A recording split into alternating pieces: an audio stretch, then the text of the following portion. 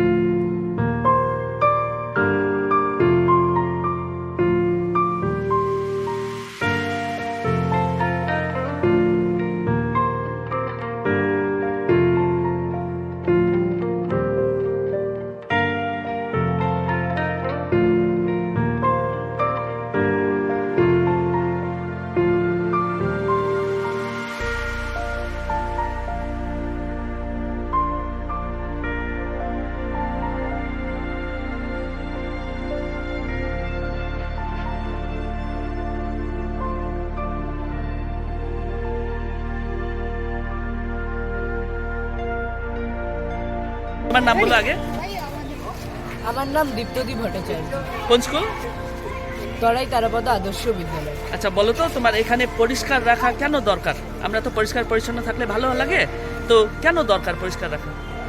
আমাদের এই স্কুলে পরিষ্কার রাখা দরকার, কারণ এখানে স্কুলের মধ্যে অনেক গাছপালা আছে। তো গাছপালার মধ্যে অনেক কীট পতঙ্গ, পশু পাখি বাস করে।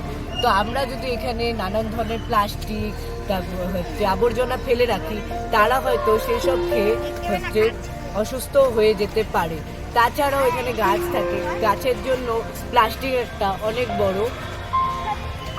বড় শত্রু। কারণ গাছের শেকড় মাটির নিচে যদি নাই যেতে পারে, তাহলে সেও রোধ করতে পারবে না।